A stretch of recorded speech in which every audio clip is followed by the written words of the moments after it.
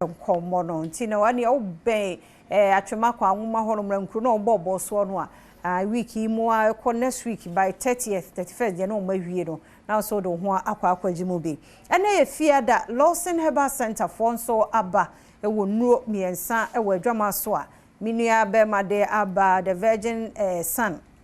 onso age na adwanti be me na no pay ye mo ache oba pam na bia bokode awrade anu me ho de nyame ase papa odaroma ase ne no even no from battle boa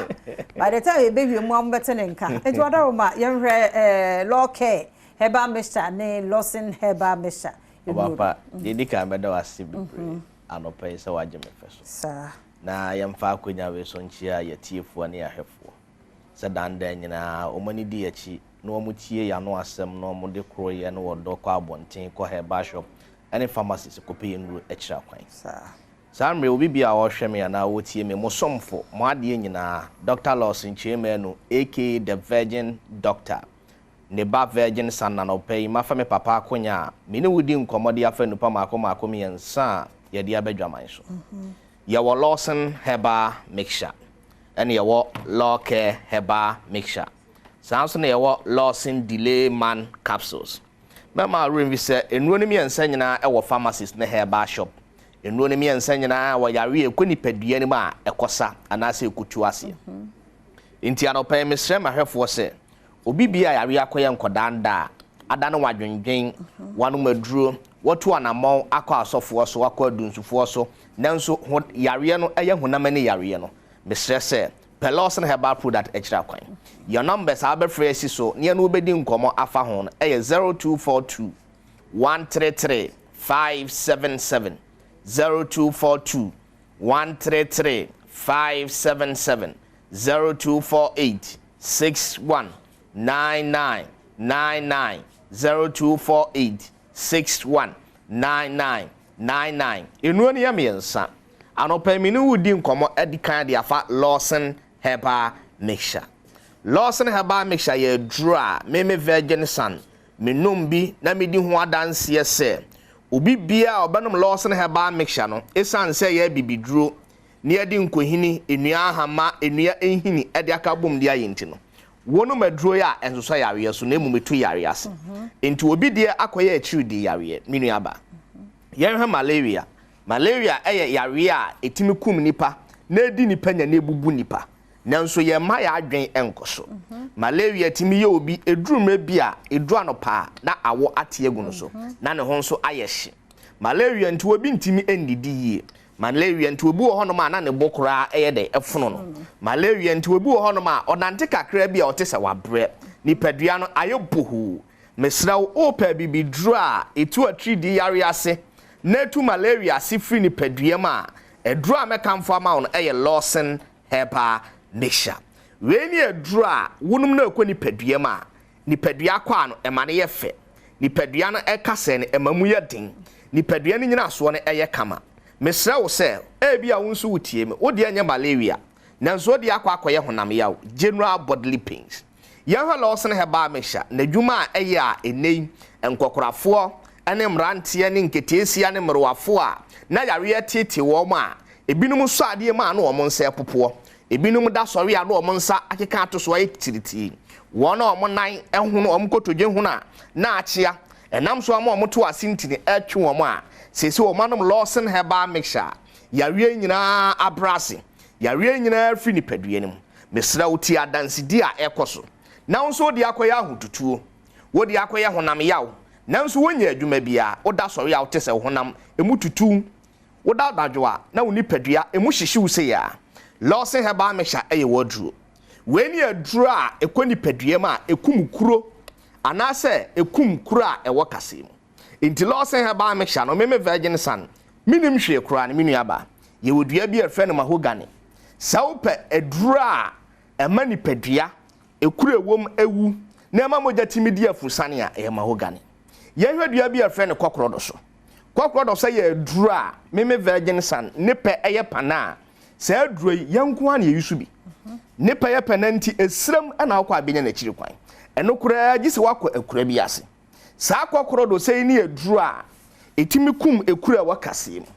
na sabi obi mpo epra se ye de kire so be na awotwe mienu na awotwe miensa de ne nsa fichi no na aye de atoa hwe aduro no na adwuma aye de eye ni aka bom de Lawson Herbal mesha wodiri sa de amekan obi kwoto aduro no no ma honam yawo no enko sisi yawe no enko de oso ade ma na ne nsa pupuo no ni nyina na ebekọ nyagidie na tie me mintum futuro ngu Ghanafo ni da me ne me papa ye do kra ene sompa ene de ye adwuma because when you adura Food and Drugs Authority agiatum ni aya nhwehwemu ewo ho enura doso yare adoso numadupa manom de adi nsunsanso bone sa bebrew edura obanoma ebetu yare ase ebema oni padua na yefe no eye Lawson Herbal mesha mesra o maka ne ya akire ebre ni nti fa me number na ye ni nkomo wo mfikire wate number ne ye 0242 133 577 0242 133 577 0248 61 9999 Mr. Mo offer sa no mesimi no a won sabeka Dr. Lawson ana Virgin Sun enuro no de atoso mienu aye Lawson Herbal mesha Lawson Herbal mesha aye infection aduro we ni aduro a e ka awarefo bom we ni aduro a esiesie obema ene bema ntem yanhwe de nti ama me kasa ene ye oyare bi a yato ne din odepua baba so kraman sa yare yi ewo ba so ewo bema so obi kura de one ne hokani edin hyiamu ene nam so ma ne nya bi obi ko public toilet bi so ene ma no heat no eboru ahemfio ene ma oba nam so nya bi bema bi sabi ba bi a wokoye no wono oba bi kodi nkita ho enam so am akonya beba so ada no wadwendwen fon ana wo fon wo bema na amansansa aba begu wo bema no oba na ba wontimi nso kene a no odum light wonsa wo ye bema wo ye bema brane hwe mema o de pua no anasa baba so no enku bema no hwe baba so nti wodwonso a wonsa nsu afita bi na apia fi wo bema nim baba so nti wodwonso a na wo bema no emu ye wo ya baba so nti wodwonso no wodwonso a na emu apai mienu na wo tirimu ye wo de wadwen ye wo se wo be wo ntafo hwe tie ni yie se wan hwe yi ababa so do kraman no kateva no ebeku bema no media me se wo ye bema enye bema ne de wadro hyehyepeu nemo me se ma wo bema hu hia wo because woni si kwakora na se wo ye bema na wo bema ye adwuma na wo hia oba no wonya adwuma oba no obaji watum enti mesrawo tie dia me ka no kope Lawson Herbal me hya na kira kwan nanku baba so kraman no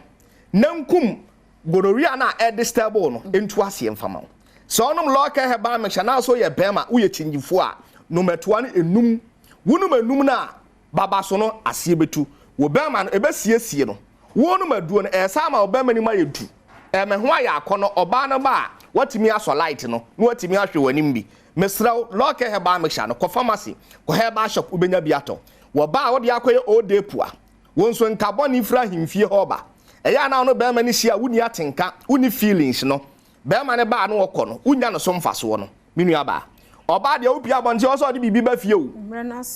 ebre na so mesra ma ba no tofa de ama wo fa number no wati number ne 0242 133 577 0242 133 577 dia me du twa oto e delay man capsules we ya mama dra enso to wo Ghana ha last 2 weeks na short e wo dwamai so se ya de bi kwa pharmacy ne herbal shop bia de enti ama ne short o ya na e duo ne papa ye sifa ye we delay man capsules amamre kwan so aya fa ye de aye ye wodua bi afre ne dunsukuro ye wa akoma wo reklama akwate damnam ni nyina wo delay man capsules mu bema bia no abanum delay ade be tia wo bema no emonitiri nko bema bia no abanum delay a oba no hia na wonya ni peak wo ma obama na wu abla delay man capsules wo ko pe bi tono mwate na je 3 point ni fro oba no number ni 0242 133 577 0248 61 9999 bidiminsem nyina ba wiye enuro ne ya miensa mabɔ no tofa de ama wo ye bema abetimi anom ni nyina bom at a time wo ba pesa ho ya akono na look sexy Lawson Herbal mixture ne local e ye woduro nonom ne da bia na woni padia enya from Lawson Herbal Center for na yete won enka no nomi ensen ba bia wo hia bie no na ne wakọ pharmacy ne herbal shops na so wakọ je wo de abusia ne adofo yin so di